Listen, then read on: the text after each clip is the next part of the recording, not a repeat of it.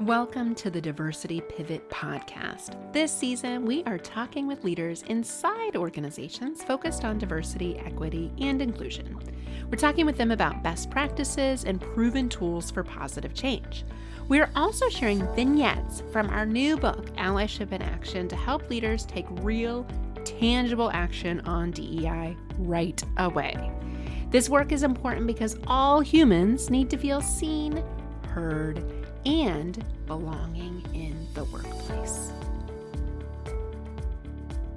Welcome to the Diversity Pivot Podcast. I am so excited to be joined with William A. Adams. He's an award-winning D&I innovator, engineering trailblazer, and philanthropist. After rolling out critical XML code globally in many of Microsoft's core products, he was named the first technical advisor to the CTO of Azure.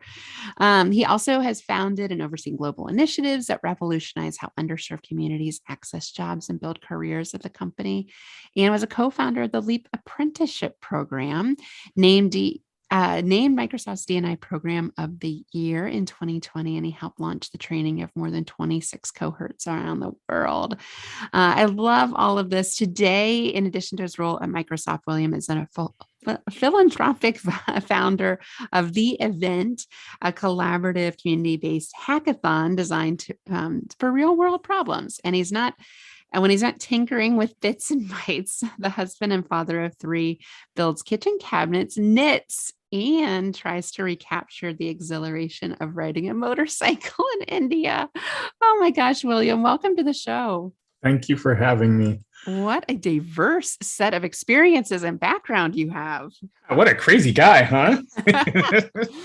I'd say very interesting. Well, tell us more. You've spent time in a lot of different areas of D&I. So from the philanthropy side to the Microsoft corporate side. Help us understand what sparked this passion for D&I and how did you get into this work?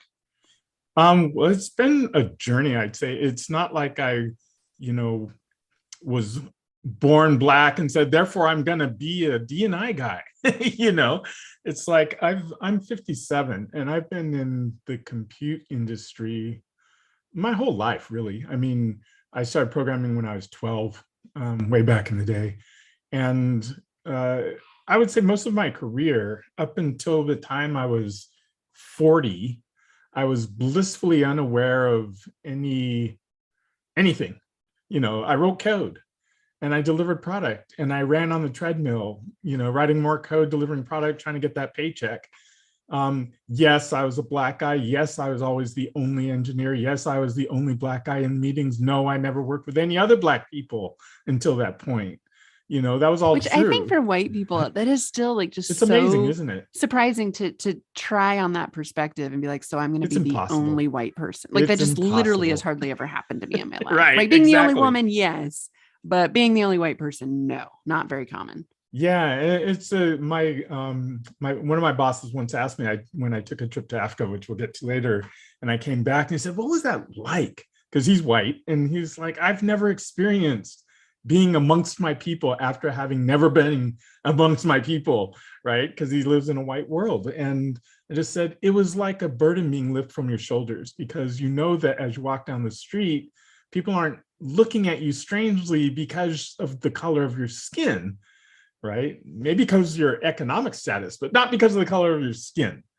So it's uplifting, I would say. Yeah.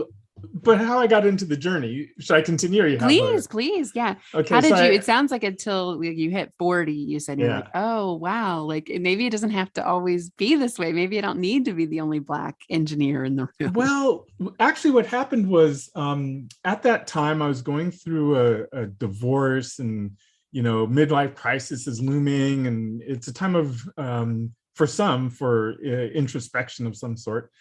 And I had a couple of thoughts. So I was sitting on a beach in Hawaii and I'm about to go to India. And I was going to live in India and teach engineers how to be better engineers.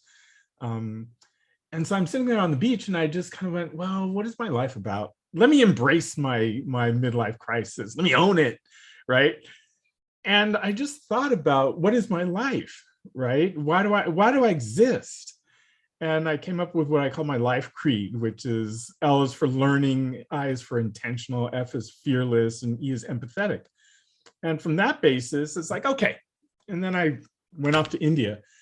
Um, India, I learned a lot about empathy and caring about people. Because India, if you've ever been there, it's like you cannot avoid the millionaire mansion right next to the people living in a hut made of plastic tarp, right next door to each other, right? The very rich person not driving a Rolls Royce, driving some fancy car, and the people right next to them who are barely able to survive, right? It's right in your face, right? So you learn empathy, at least I did, because I met a woman who became my wife, who just really taught me about caring about people. That was the beginning of my journey, I would say. It was meeting my wife, who was just full of love. That's her modus operandi, is like, well, I don't care how much money you make. If you don't care about your family and all the rest, who cares? Right? That was the basis for it. And that was in roughly 2006. Well, what I love about that story is it sounds to me like you were kind of in a state of crisis. I mean, Yeah. personal, you said midlife, just like all the big heavy questions of like, what is the Yeah. What are meaning you of here this? for? Right. What am I here? What's the meaning? What's the purpose? And what I love about that is turning that as an opportunity to develop your creed, like you said. Yes. The creed is very important because it actually, the reason I thought about that was from a movie I watched many years ago called A Room of One's Own. And it was um, one character in the movie is like out there in the wind, yelling his creed to the world. And the woman turns to the father and says, what is he doing? He's like, he's speaking his creed. Why does he exist in the world? And I thought, that's a good idea. I should have one of those because I want to be out there in the wind, yelling into the universe, like, this is why I exist. Yeah. Oh, Right. wow. So that was the root, and that was 2006. And I didn't really, I mean, I did a lot of stuff, and I would declare it as all as learning, learning empathy, learning how to teach people, learning to care Yeah. about Well, something other than running on the treadmill. and then so it sounds like you have this moment, you find your partner, you learn empathy, you start to develop these skill sets that probably, I'm guessing, as a computer programming type, maybe the people skills weren't so emphasized before Yeah, that. So kind of a yeah, turning point to the people side, which is yeah. never too late, allies out there listening, never too late. This story Never too shows us. late. How did you pivot? Like, how did you pivot into diversity work and just walk us through the progression? Because I'm sure so much has changed in the, Yeah, decades that you've been doing it.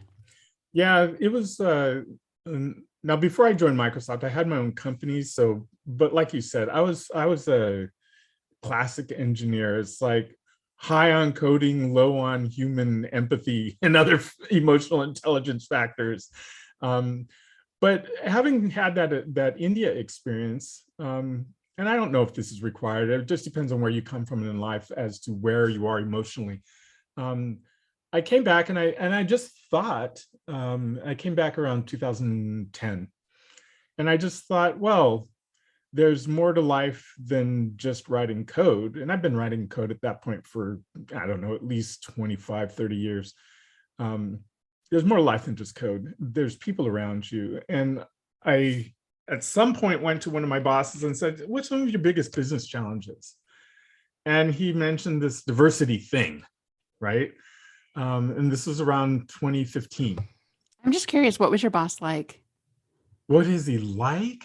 I'm just, Well, he's my boss again. I went but off and did some other stuff and came back. is he, I'm imagining a white guy, and that's No, why my no, he's an unconscious Indian bias. guy. Oh, Indian guy. Okay, see my unconscious bias. And so I was picturing in my mind, and just for listeners out there, you're probably developing a picture too, but I was imagining like a white guy being like, "Oh my gosh, what's this diversity thing?" No, Okay, no, I this was wrong. this without naming names, this guy is probably one of the coolest managers I've ever had, and there's only two of them. So he is, yeah, he's one of two cool managers I've ever had. And he's very aware, very capable, very He's thinking, pragmatic, how do I solve this? progressive. Yeah, we don't have as much diversity. How do we do Yeah, that? how do we solve this? I don't know how to solve this. I got to run this massive team, you know. Oh, this guy shut up and said and asked me the question. So he said, well, we'll solve that. Uh, so I was teamed up with a person in HR who was probably also wondering, what's the big thing I can do? And that was critical. So I was teamed up with a woman named Chun Lu, which is, she currently runs the program that we created together called LEAP. And we just kind of went, well, what's the problem? And at first I came at it from an engineer's perspective, right? I'm going to solve this engineering problem, you know, break it down and, you know, compartmentalize and root cause analysis, all that sort of stuff.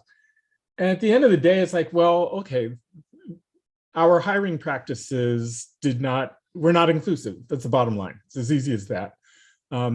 College hires is what we get the vast majority of our people, and we go to like 15 top schools and the rest trickle in. And if you don't come through one of those schools, yeah, you're just not on our radar. That's all there is to it. And if you send your resume, this is a big area still today. That's a huge problem for companies. Like, no, we are not going to compromise our standards and go to different schools. We're not going to lower the bar. We're not going to lower the bar. And I changed that. And I said, forget about lowering the bar. We need to cast a wider net. That's the critical thing. Drop the whole bar thing, because that's just an exclusionary tactic. So it's not about the quality of the people. It's about changing your attitude of who you, how you leverage the vast experiences of the majority of people out there. Right? Say that again. So don't lower the bar, cast a wider net. Oh, I love that. Stop talking about the bar. It's not helping you. Talk about a really great rebuttal. Yeah, I mean, the bar is nothing. The bar is the modern day code word for don't let those Black people sit at this counter. Right? Yeah, it's coded language for exactly the same thing that we think is so far back in our history, but just playing out in a different way. Right. So it's like, forget the bar, because if you ask somebody, well, what is the bar? They can't articulate it. All they know is you don't meet it. Yeah. Right? Because you're not like me. You're not a cultural fit. Me, therefore, you're below the bar. So I changed that language for people to say, stop talking about the bar. We're not lowering the bar. We're just casting a wider net. Mm-hmm.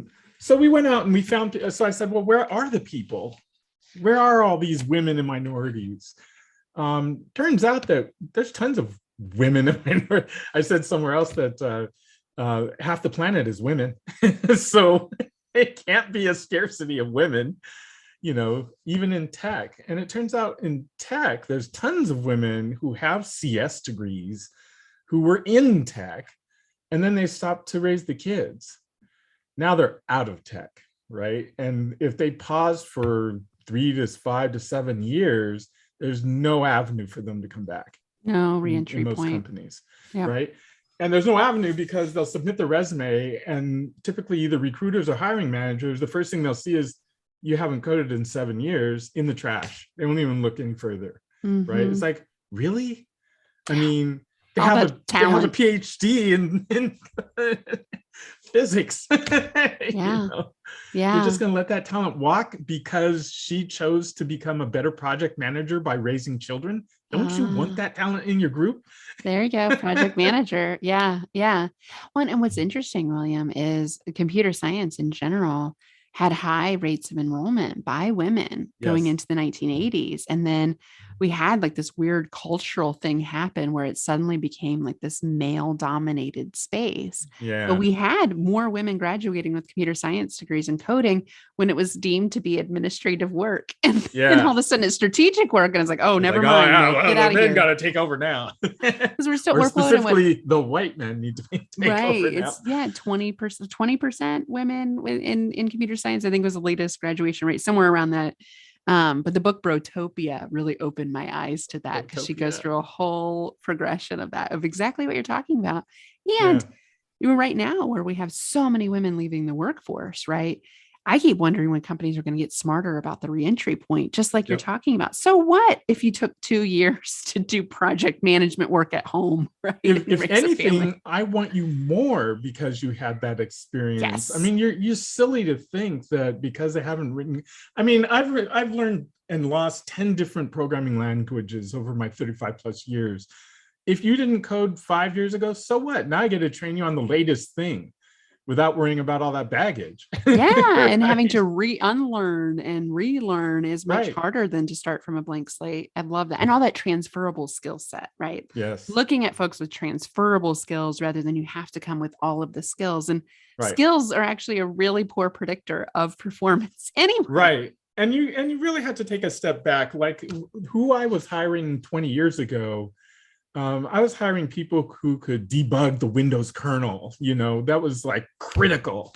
Now, what? That's 5 people in the company that ever do that. So I'm much more concerned about people who can do web development, can learn frameworks quickly, and even more importantly than that, have high EQ because you're working in a team. So you need to be able to collaborate, problem solving with other people. And today, do that remote, Yes. right? Or distributed. So you need a different skill set. It's the part about writing code is like what, 10, 15, 20% of it. The rest is way more important when it comes to evaluating people. So that's how the journey began was, on the beach before I head to India, learn empathy, and then roll forward to 2015, where I was met with this challenge, help us improve our diversity. And we created this thing called LEAP, which was, we said, okay, what we're missing is essentially an internship program for real people, for adults, right? Not college hires, because these people are not going to go the 4-year college route again. So they're not going to get in through that route, and they're not going to get hired as industry hires because they're not current, right? So you need an internship. And that's essentially what we created, and it's called an apprenticeship program. And it was 16 weeks with 4 weeks up front with structured classroom education. And then the rest of the time is spent in an engineering team doing pretty much the same thing a college hire or a college intern would be doing, right? And that's a kick the tires tryout period, right? In both directions. See if you want to work with us and see if we want to work with you. So that's how that program started. And initially there was a lot of skepticism, a lot of not really arm twisting, but going through my Rolodex, and say, hey, you trust me, so try this out.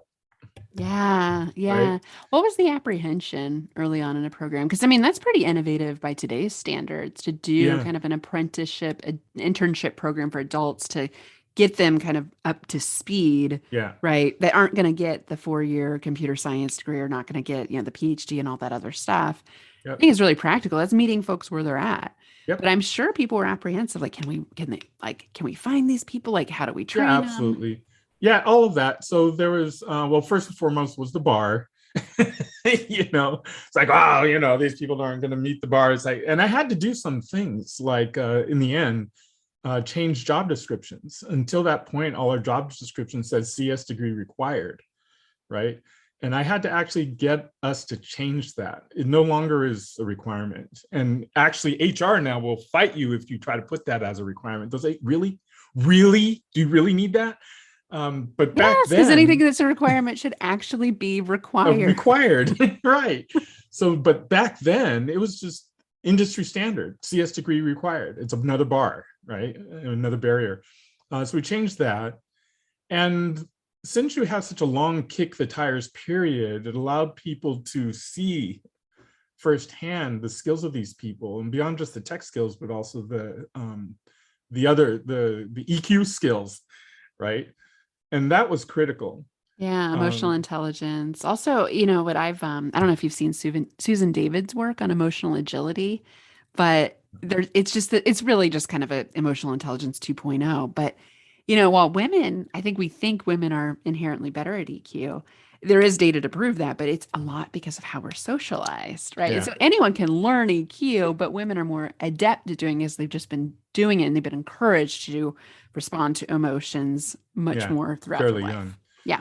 Yeah, and us poor boys are, Stuff it, be a man. yeah, be a man up, man And I'm up, like, how's or I'll that bite you. helpful? How's that helpful? Yeah, so there was a lot of that sort of stuff, and so we just started and we looked at coding academies, because that's where a lot of people were hanging out and trying to get reskilled, right? So you got the bank vice president who decides, I want to become a coder, and they go through a coding academy and you go pick them up. So we actively recruited, like we went around to coding academies all over the country doing our pitch, hey, come join us. We got this thing going on over here, and sign up on our website, and away you go. So now it's been this is the 7th year, and I don't know, we're approaching at least 30 cohorts around the world now. Wow. How many graduates, how many folks have you had entered the workforce this way? Well, 30 cohorts, and they probably average anywhere from 30 to 50. So about 40 per cohort. So whatever the math is on that. Wow. Right? So several, that's definitely like 200. over 1,000. Yeah. That's awesome. Yeah. So it's a good thing. And as I've told people, perhaps the most important aspect of the program isn't just the sheer number of people that we've hired, but the change in culture and attitudes that we've caused in the company. Good point. Right? I mean, the hardest part about these diversity programs is changing the minds of the hiring managers, right? Because at the top, you got a CEO or somebody who's like, yeah, diversity matters, we're hundreds of millions of dollars we're going to throw at it. And then it comes down to the line managers who are doing the hiring, and they're like, yeah, whatever, I'm going to keep doing it the way I've been doing it for 20 years. You're so right, William. This is the conundrum of corporate America right now, is the C-suite, because they know the value of diversity and innovation numbers and but it's walking through molasses to get it, the culture change. But to get it to the level of that frontline manager, especially the middle manager, I call them the magic middle. It's like, if we could just get that person. Right. So tell us how, for people wondering how to convince those hiring managers, frontline managers, to really practice true inclusion, what you're talking about. How do you get them on board?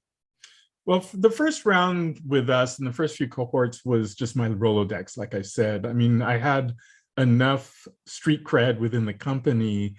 I've delivered enough software that people go, yeah, okay, that guy's pretty badass. So if he's saying that this thing is interesting, then it's worth giving it a try. And there were people, I've been around long enough that there are people in high enough positions that they would say, we're doing this, right? We're going to try it. And then it's about the success of the program. So finding good candidates, they actually do well, they actually prove our point. And then they go, well, these are the best people ever. Why wouldn't we do this? Right? And then there's some amount of, I'm sure some leaders are checkboxing their way through it. It's like, oh, you brought me, 5 women candidates that I wouldn't have gotten otherwise. I'm happy. Right. Because that's the point. Yeah. So, it's like, okay, take it as you will. So the first few rounds were just street cred. And then after that, it was the success of the program itself, where people saw results. And when that same manager that got me started on the thing later said, well, this turned out great because you delivered something of value to the managers. Yeah. Right. Yeah. And you solved their problems. So of course it's successful. Yeah. I love that. I love it. It sounds to me like you leveraged your influence, that street cred, like you said, like you had that influence, you're able to leverage it to get the early nod and agreement by the people in power. Successful. Then it had to be successful, right? And you got to prove your thesis. So many diversity, equity, and inclusion journeys, though, are bumpy. There's bumbles and stumbles along the way. And we had that too. I mean, it was not a smooth road. And there were several times where we were taking arrows in the back and thinking, why the heck are we doing this? Right. And that's where it comes a critical point of the people who are doing it, whoever's pushing it, just has to have that strong courage, conviction, and vision of why and what it's going to look like 5 years out. When I started the program, I had a 5 and 10 year vision, right? 5 years that's how long it's going to take us for HR to take over. And that came to pass. It took 4.5 years. And the 10-year vision was all those people that I've hired will then become hiring managers, and they will start hiring more diversely. So now we're on year 7. So in another 3 years, that should be true. Yeah. Right? That those people we hired in the earliest cohort should be the hiring managers, and hopefully they have a different hiring practice, right? I love that. Because what you're talking about, William, is how to take individual action and programs to drive systemic Systemic change. change. Yep, And exactly that's the right. big question a lot of DEI leaders are asking right now. Like, it's one thing to train up people, get these programs going. It's a whole other thing to get the systems to operate Systemics.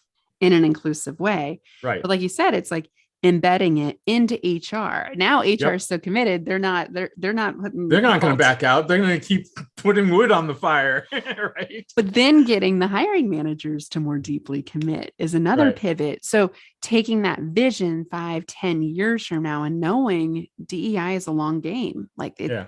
we're not going to get there overnight. These problems have existed for hundreds of years.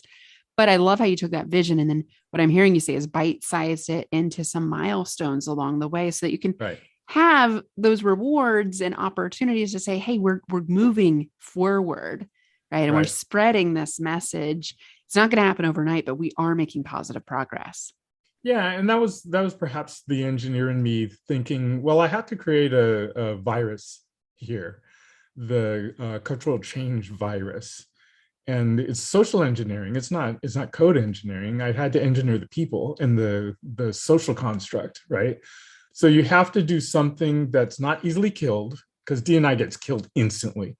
Well, I saw that in March of 2020. It's like, oh, COVID, never mind. Never DEI is not mind. important. Yeah, we don't need that anymore. Oh, summer 2020. Oh, shoot, it's the most important thing again. Oh, yeah. Oh, look, they're choking Black people on the streets. Okay, yeah, we're in again.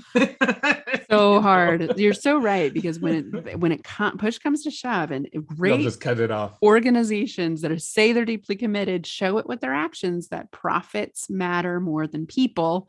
Yeah. That's very harmful long term, and people are really taking note of these things. Right. And then people who you were your intended audience, all those women and minorities that you're trying to attract, and that what they hear out of your mouth at the times of trouble is, yeah, but right now we just need to hire the best people, right? Which is exactly what people say. It's like, oh, I see. It was just a game. You were tokenizing us. Yeah, and somehow I'm not fit into that category of the best people. The best people. What that's implying as well.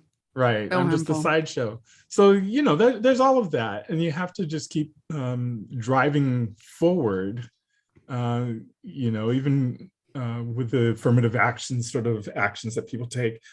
And you also have to be fairly, I don't know, you just have to get the thing to be sticky and, like I said, viral, because without that, D&I leaders change, HR leaders change, reorgs constantly happen. It's easy to lose focus. So that's why you have to do the systemic thing and create something that just, you're really training the hiring managers more than, we hired a bunch of people, but really I was training the hiring managers. Yeah. That's what it comes down to.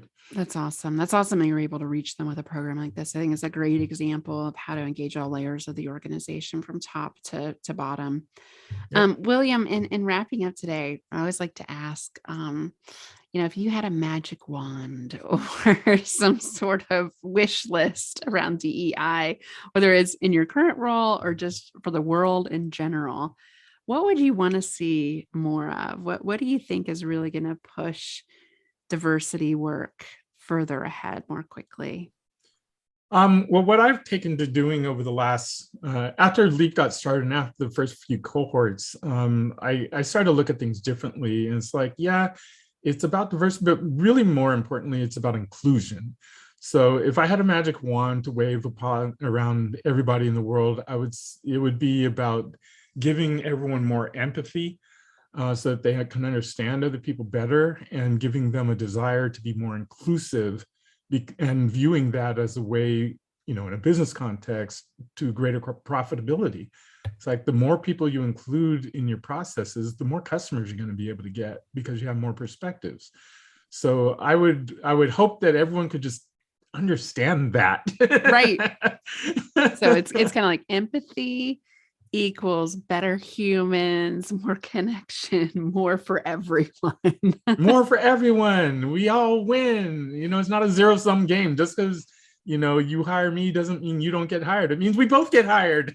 Yes. Yeah, there's just more for all of us. And for the folks in positions of power or privilege, like really looking at that as an opportunity to share not Right. hoard, which we Yeah. clearly have a problem with globally, especially here in the United States. Like there's just so much separation between the top and the bottom that's not sustainable Yeah, long it's term. not. I mean, you'll get your revolt eventually, or people will just, or even worse, you'll get people who just stop listening to you.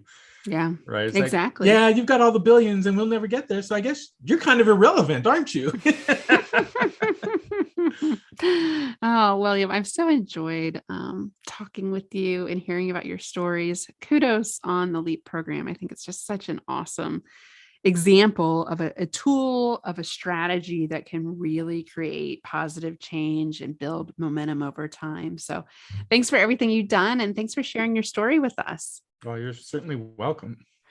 Is there any way that our listeners can stay in touch with you or follow your work? I have a budding website, william-a-adams.com. Okay. Right now it only has like coming soon, and my Twitter and my LinkedIn links are on there, but that's going to be the best way. Yeah, that's great. That's great. Well, that's a great place to follow. And hopefully there will continue to be more information there as well. Thank you, Yep. William. Thanks so much for your time. All right. Thank you.